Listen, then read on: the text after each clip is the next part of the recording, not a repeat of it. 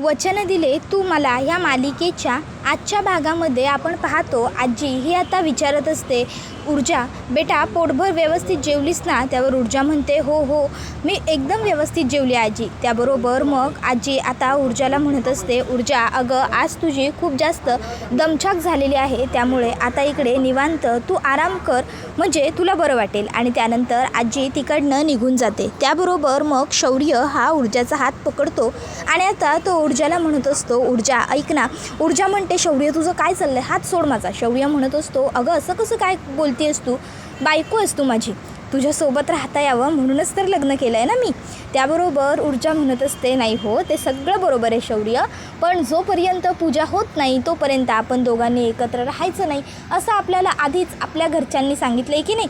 त्याबरोबर शौर्य म्हणत असतो, ऊर्जा हे बघ मला त्या सर्व गोष्टी माहिती आहेत, आता पुन्हा मला तू त्याच गोष्टी परत सांगू नकोस. त्याबरोबर ऊर्जा म्हणत असते, माहिती आहे ना, मग तरी पण का उगाचच हट्ट करतोयस? शौर्य हे बघ सोड ना, मला जाऊ देत, कोणीतरी येईल बघेल कोणीतरी. त्याबरोबर शौर्य म्हणत असतो की येऊ देत, मग बघू देत कुणीही, तसंही तू आत्ता माझी बायको आहेस ऊर्जा, आणि मुळात आपल्या बायकोपासून लग्न झाल्यानंतरही आपल्याला लांब राहावं लागेल ही कुठलीही पद्धत मला आवडतच नाही आहे. ऊर्जा ऐक ना, आपण मस्त भेटूयात ना, तू मला भेटायला ये ना. त्याबरोबर ऊर्जा म्हणत असते, नाही शौर्य नाही भेटू शकत आपण. त्यावर शौर्य म्हणत असतो, एक मिनिट, आपण भेटूया हे ठरलेलं आहे, आपण कुठे भेटायचं आहे तू सांग. ऊर्जा म्हणते, शौर्य अरे कसे भेटणार आहोत आपण? मला दिव्याबरोबर आईने तिच्या रूममध्ये राहायला सांगितले, तिची रूम तिकडे, आणि आदित्य दादांबरोबर तू त्यांच्या आपल्या रूममध्ये राहतोयस, ती रूम तिकडे, मग आपण कसे भेटणार आहोत? शौर्य हे बघ उगाचच्या उगाच तू ना हट्ट धरू नकोस, आपण नको भेटायला वगैरे चोरून. त्याबरोबर शौर्य म्हणतो, ऊर्जा एक मिनटं, हे घर माझं आहे, त्यामुळं लहानपणापासून या घरात कुठली खोली आहे, कुठे काय आहे हे मला अगदी व्यवस्थित माहिती आहे, ते मला तू पुन्हा सांगायची गरज नाही आहे, आपण कुठे भेटू शकतो ते मला तू सांग. त्याबरोबर ऊर्जा म्हणत असते, तेच तर म्हणते ना मी, घर तुझं आहे, मग तुला माहिती असायला हवं ना शौर्य, कुठे आपण भेटू शकतो, कुठे काय, हे बघ तू सांग मला आपण कुठे भेटायचं. तू म्हणशील ना तिथे भेटूया आपण, हां, पण मला कसं माहिती असणार आहे शौर्य, सोड मला. त्याबरोबर शौर्य म्हणत असतो, ऊर्जा असं काय करतेस गं, सोड, मला तुझ्याशिवाय करमत नाही आहे, माहिती आहे ना तुला, मग तरीही तू सारखी मला तुला सोड हे कसं काय सांगू शकतेस? ऊर्जा म्हणत असते, शौर्य जर इकडे कोणी बघितलं ना आपल्याला तर खूप प्रॉब्लेम होईल. इतक्यात आता शौर्यला आजी हाक मारते आणि शौर्य तिकडे जात असतो. त्यामुळे मग नंतर ऊर्जा आणि दिव्या रूममध्ये येतात. आता दिव्या ऊर्जाच्या साड्या बघत असते आणि आता ती म्हणत असते की ऊर्जा ह्या साड्या चांगल्या आहेत गं, पण आईने मला एकही साडी दिली नाही तुझ्या लग्नात, असं कसं वागू शकते ती? शेवटी मी तुझी मोठी बहीण आहे, जर तिने तुझं लग्न केलं तर लग्नामध्ये तुझी मोठी बहीण म्हणून तिने मला साडी द्यायला हवी होती. त्यावर ऊर्जा म्हणत असते, हे बघ ताई उगाचच्या उगाच बडबडू नकोस, या सगळ्या साड्या आहेरातल्या आहेत, यातल्या आईने काहीही घेतलेलं नाही आहे गं. त्याबरोबर आता ती म्हणत असते, अगं हो आहेरातल्या असल्या तरी ही आईने मलाही द्यायला हवी होती ना साडी, शेवटी मी तुझी बहीण आहे, लग्न करून आलीस, माझ्याच घरात आलीस, पण मला अगदी एका शब्दानेही तुम्ही काही सांगितलं नाही, बरोबर ठरवून सगळं माझ्यापासून लपवून ठेवलं. बाकी ऊर्जा तुझी ही साडी खूप सुंदर आहे गं, नाही म्हणजे मी ना ही साडी मला ठेवूनच घेते, मला आवडली आहे. ऊर्जा म्हणते, हे बघ ताई तुला जे हवं जे नको आहे ते सगळं तू घे दिव्या, पण उगाचच्या उगाच बडबड करू नकोस आणि मला खूप प्रश्न विचारू नकोस. आई एकतर फोन घेत नाही आहे, मला त्याचं टेन्शन आलं आहे, मला फोन लावू देत तिला. त्याबरोबर दिव्या म्हणत असते, हो लाव तू निवांत आईला फोन लाव, मला कळत नाही आहे एवढं तुझं काय अडून राहिलं आहे गं त्या फोनशिवाय, फोन लावला ना की मला सुद्धा दे, मी सुद्धा बोलेन तिच्याशी.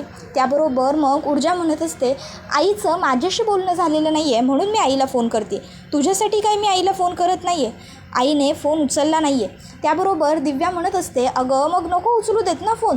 त्याबरोबर मग दिव्याला ऊर्जा सांगत असते, आईला माझी खूप जास्त काळजी वाटत असणार आहे तिकडे, माझी मनू कशी असेल, काय असेल, मी काय खाल्लं असेल, काय नाही खाल्लं असेल, या गोष्टींची मला खूप जास्त काळजी वाटते, त्यामुळे मी जास्त काळजीत आहे, समजलं का? इकडे मी आली आहे ना, मला तर आईची काळजी वाटते, ती जेवलीसुद्धा नसेल, तिच्या घशाखाली घास उतरत नसेल.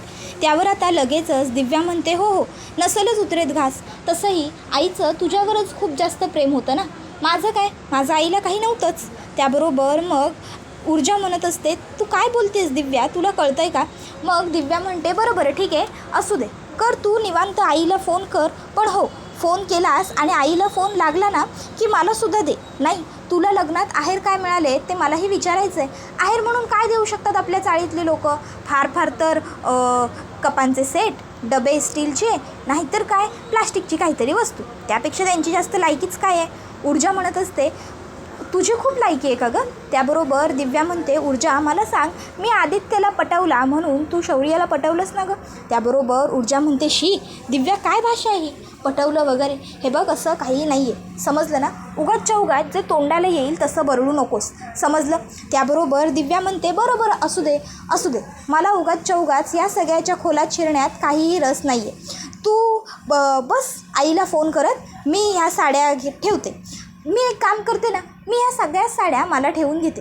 तसंही मला ह्या साड्या आवडल्यात. मग तू एक काम कर, त्या बदल्यात ना तू माझी एखादी साडी ठेवून घे. नाही नको नको, माझ्या साड्या महागातल्या आहेत, तू त्यातली साडी घेऊच नकोस. ऊर्जा म्हणते, ताई गप्प बस, मला आईशी बोलायचं आहे, मला फोन करू दे. त्यावर मग लगेचच दिव्या म्हणते, हो हो कर ना फोन, तू फोन कर. मग मी ना आईला सगळं सांगेन, इकडे सासूबाईंनी कशा तमाशा केला, मग कसा शौर्याने रडारड केली, सगळं सांगेन. आता हे ऐकून ऊर्जाला टेन्शन येतं की ही दिव्या आईला काहीही सांगेल.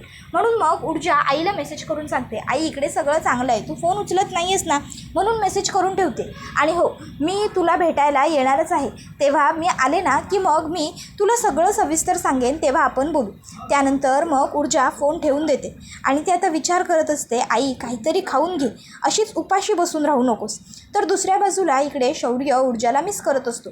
शौर्याला ऊर्जाबरोबर बोलण्याची खूप जास्त उत्सुकता असते, इच्छा असते.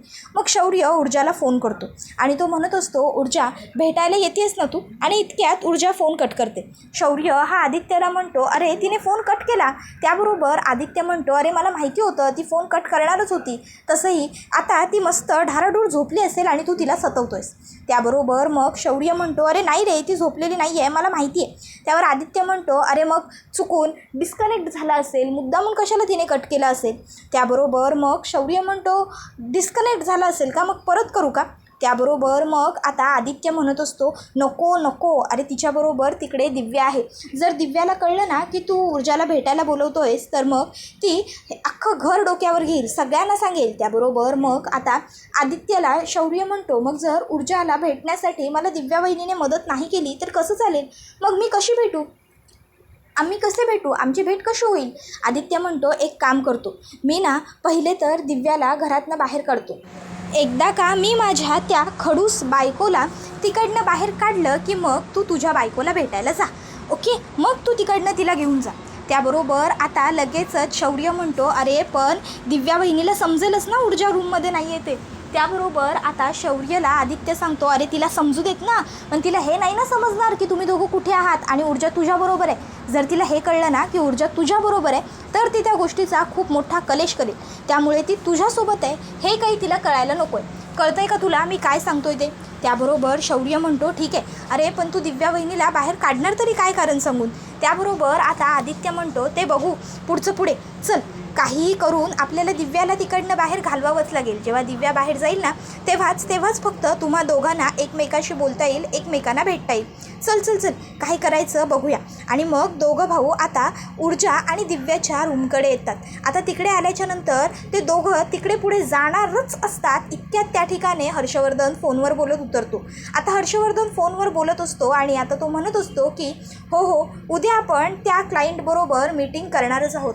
मी तुम्हाला या केसच्या डिटेल मला आधीच मेल करून ठेवा असं सांगितलं होतं, तरी तुम्ही का काम केलेलं नाही आहे? आता हर्षवर्धन खाली आलेला असतो. आदित्य आणि शौर्य घाबरलेले असतात. पण इतक्यात विजया आवाज देते, अहो जरा इकडे येता का? तसा हर्षवर्धन तिकडे निघून जातो. हर्षवर्धन गेल्यावर लगेचच शौर्य आदित्यला म्हणतो, जा जा जा आता. मग आदित्य जाऊन दरवाजा ठोठावतो आणि म्हणतो, ते ऊर्जाने दरवाजा उघडल्यामुळे आदित्य थोडासा गोंधळतो. ऊर्जा म्हणते, आदित्य दादा तुम्ही? त्यावर आदित्य म्हणतो, दिव्या आहे का? त्यावर ऊर्जा म्हणते, हो हो आहे ना, या. आणि मग ती आता आदित्यला आतमध्ये पाठवते आणि स्वतः मात्र बाहेर दरवाजात उभी असते. आता ऊर्जा दरवाजात उभी असते. शौर्यला असं भारी वाटत असतं ऊर्जाकडे बघून, पण मग आता तो ऊर्जाला दिसत नसतो, तो लपतो, नाहीतर ऊर्जा आतमध्ये निघून जाईल हे त्याला माहीत असतं. मग त्यानंतर आता इकडे आदित्य हा ऊर्जाकडे येतो आणि आता तो दिव्याला उठवायला लागतो. आता तो दिव्याला म्हणत असतो, दिव्या उठ दिव्या दिव्या उठ ना. त्यावर दिव्या म्हणत असते आदित्य अरे काय रे, काय आहे एवढ्या रात्री तुझं, कशाला उगाच आलायस तू इकडे. आदित्य हा आता दिव्याला म्हणत असतो दिव्या अगं उठ ना, उठ उठ उठ. दिव्या म्हणते आदित्य झोपू देत ना रे मला, बाबा मला झोप येते. आदित्य म्हणत असतो दिव्या अगं असं काय करतेस, मला ना खूप ॲसिडिटी झाली आहे, तू एक काम कर मला ना दूध दे, दूध प्यायला दिलंस की बरं वाटेल. त्यावर मग लगेचच दिव्या म्हणते आदित्य अरे मग त्यासाठी मला उठवायची काय गरज आहे, जा ना रे फ्रीजमध्ये आहे ना दूध, घे आणि पी ना. त्याबरोबर आदित्य म्हणतो अगं दिव्या असं काय करतेस, तूच दे मला दूध, बायकोने दूध दिलं ना की ॲसिडिटीला पटकन बरं वाटतं, चल चल चल. आणि मग आदित्य आता कसं बसतं दिव्याला तिकडनं घाईघाईने घेऊन जातो. आता ऊर्जा तिकडनं आतमध्ये जाणारच असते इतकेच शौर्य तिकडे येतो आणि शौर्य ऊर्जाचा हात पकडतो.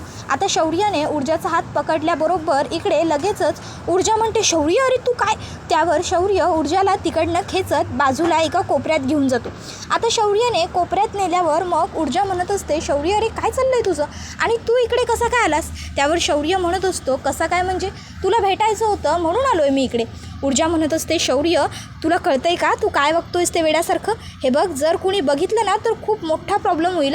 त्याबरोबर मग शौर्य म्हणत असतो ऊर्जा काळजी करू नको, इकडे आपल्याला कोणी बघायला येणार नाही आहे, इथे फक्त आपण दोघं आहोत, आपला आवाजही इथून कुणाला जाणार नाही आहे. ऊर्जा म्हणत असते शौर्य प्लीज सोड ना मला, नको ना असं वेड्यासारखं वागूस.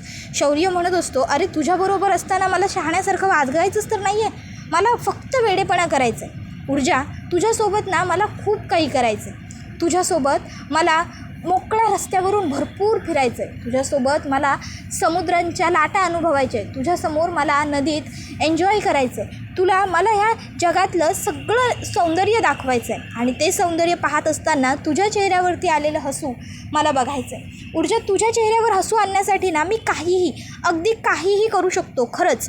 त्याबरोबर आता ऊर्जा म्हणत असते शौर्य प्लीज सोड ना मला. त्याबरोबर शौर्य म्हणत असतो ऊर्जा अगं मी काय तुला माझ्यापासून दूर करण्यासाठी लग्न केलेलं नाही आहे, आपण आपल्या आवडत्या व्यक्तीबरोबर लग्न का करतो, आपल्याला आयुष्यभर त्याच्यासोबत राहता यावं यासाठीच ना. मग ही अशी परंपरा मला अजिबात आवडत नाही जी आपल्याला लांब राहायला लावते, एकत्र ठेवत नाही. त्याबरोबर ऊर्जा म्हणत असते ते काहीही असलं तरी आपल्याला आपल्या घरच्या मोठ्यांचं तर म्हणणं ऐकायला हवं ना. शौर्य आपल्या घरातल्या मोठ्यांनी आपल्याला हे सांगितलं आहे म्हणजे नक्कीच त्यामागे काहीतरी कारण आहे ना. प्लीज असं वेड्यासारखं नको ना वागूस, सोड मला, बाजूला हो, मला जाऊ दे. शौर्य म्हणत असतो नाही मी कुठेही तुला जाऊ देणार नाही आहे. ऊर्जा म्हणते शौर्य सोड मला प्लीज, मला भीती वाटते आता. त्याबरोबर शौर्य म्हणतो भीती, मी तुझ्याजवळ असताना मी तुझ्यासोबत असताना तुला भीती वाटते ऊर्जा. ऊर्जा म्हणत असते तू जवळ आहेस ना म्हणूनच मला भीती वाटते. शौर्य सोड मला, जर इथे आपल्याला असं एकत्र कुणी बघितलं ना तर खूप प्रॉब्लेम होईल. शौर्य म्हणत असतो ऊर्जा मी तुला काही सोडण्यासाठी धरलेलंच नाही आहे. आणि आता तो ऊर्जाच्या खूप जास्त जवळ येत असतो. तर दुसऱ्या बाजूला इकडे आता दिव्या ही एकदाची किचनमध्ये येते, फ्रीजमधनं दूध काढते, किचनवरती ओट्यात वर पटकन आता ते दुधाचं ग्लास भरते आणि लगेच आणून आदित्यच्या हातात टेकवत म्हणते हे घे आता पी, मला जाऊ देत. आणि मग ती तिकडनं चाललेली असते. त्यावेळी आदित्य म्हणतो अगं अगं अगं अगं थांब थांब थांब दिव्या असं काय करतेस, लगेच कुठे चालली आहेस गं, थांब ना.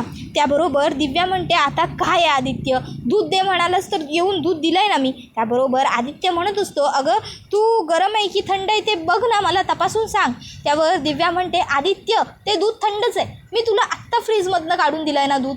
त्याबरोबर आदित्य म्हणतो दिव्या अगं असं काय करतेस, तुला ना काही कळतच नाही, रोमॅन्स वगैरे काही आहे का नाही. दिव्या म्हणते आता कसला दूध पिण्यात रोमॅन्स आला आदित्य. आदित्य म्हणतो दिव्या अगं एक सिप तू मार आणि मग त्यानंतर मी दूध पितो, वा वा वा काय भारी रोमॅन्स होईल आपला, वा वा वा मज्जा. त्यावर दिव्या म्हणते आदित्य हा कसला आला आहे डोंबल्याचा रोमॅन्स, हे बघ आदित्य ऑलरेडी ना खूप रात्र झाली आहे आणि मला ना खूप जास्त झोपसुद्धा आली आहे, मला असं झालं आहे की मी कधी जाऊन रूममध्ये झोपेन, त्या झोपेतनं तू मला उठवून आणलं आहेस आणि इकडे दूध तुला द्यायला लावलं आहेस, तरीही मी काहीही आर्ग्युमेंट न करता तुला दूध दिलेलं आहे आणि आता तरी तू मला सतवतो आहेस. आदित्य हे बघ प्लीज मला त्रास देऊ नकोस, मला जाऊन झोपू दे. त्याबरोबर आदित्य म्हणतो अजून काम झालेलं नाही आहे, तू नाही जाऊ शकत. दिव्या म्हणते काय कसलं काम. त्यावर आता आदित्य म्हणू लागतो अगं दूध गरम आहे की थंड आहे ते बघून झालेलं नाही आहे ना म्हणून म्हणतो आहे मी.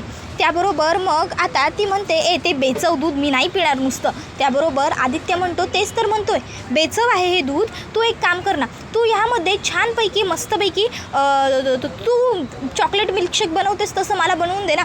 दिव्या म्हणते आदित्य हे बघ माझ्यामध्ये ना अजिबात ताकद नाही आहे आत्ता ते सगळं करत बसण्यासाठी आणि मला आत्ता खूप झोप आली आहे. मी जाऊन झोपणार आहे. तुला हे दूध प्यायचं असेल तर तू पी, नाहीतर पिऊ नकोस, समजलं तुला. मला जाऊ देत ना रे आदित्य.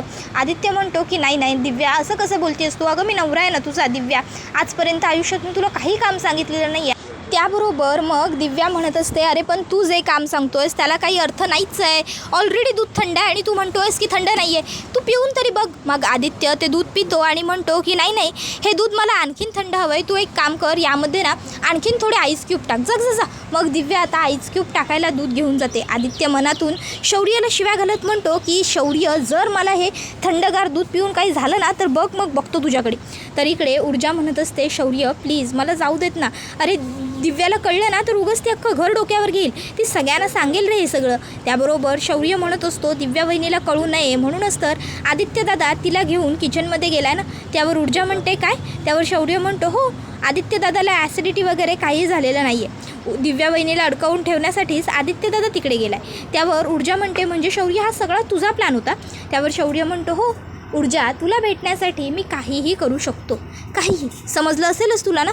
त्याबरोबर ऊर्जा म्हणत असते शौर्य तू ना खरंच अगदी आता कॉलेजमध्ये असल्यासारखा वागतोय सा.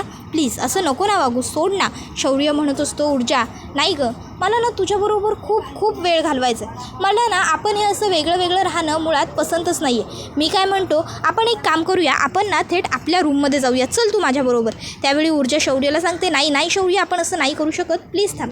त्यानंतर दिव्याला आता खरं समजलेलं असतं आणि आता दिव्या ओरडत असते की तू शौर्याला भेटायला गेलीच कशीच ऊर्जा आणि आईने तुम्हाला वेगळं राहायला सांगितलं आहे ना. मग त्यावर शौर्य म्हणतो मी फक्त तिला 5 मिनटं आमची रूम दाखवून घेऊन येतो, 5 मिनटात आणून परत सोडणारच आहे. त्यावर दिव्या म्हणते नाही तसं काही करायचं नाही आहे. इतक्यात त्या ठिकाणी विजया येते आणि विजयाने आता हे सगळं बघितलेलं असतं. मग ती ऊर्जा आणि शौर्याकडे येते आणि म्हणत असते काय मग तुम्ही ठरवलंच आहे का. आईवडिलांनी सांगितलेलं काही ऐकायचं नाहीच आहे की आईवडिलांनी जे सांगितलं आहे त्याच्या विरोधात वागायचं असं ठरलं आहे. त्याबरोबर ऊर्जा म्हणते नाही तसं काही नाही आहे. त्याबरोबर मग विजया म्हणते तुझी वकिली कोर्टात ठेवायची, घरामध्ये माझ्यासमोर बोलायचं नाही. त्याबरोबर मग ऊर्जा पटकन अगदी 2 मिनटात गप्प बसते. तर शौर्य मात्र आता ऊर्जाकडे आणि आईकडे बघतच राहिलेलं असतो. आता वातावरण सगळं शांत होऊन गेलेलं असतं. दिव्याला मात्र खूप मज्जा येत असते. त्याबरोबर हा व्हिडिओ इथेच संपतो. व्हिडिओ आवडला असेल तर व्हिडिओला लाईक करा, चॅनलवर नवीन असाल तर चॅनलला सबस्क्राईब करा आणि बेल आयकॉन आठवणीने प्रेस करा, जेणेकरून तुम्हाला पुढच्या प्रत्येक व्हिडिओचं नोटिफिकेशन मिळत जाईल आणि सर्व व्हिडिओंचा आनंद हा अगदी उत्तम पद्धतीने घेता येईल. चला तर मग प्रेक्षकांना आजच्या पुरतं इथेच थांबूया. धन्यवाद.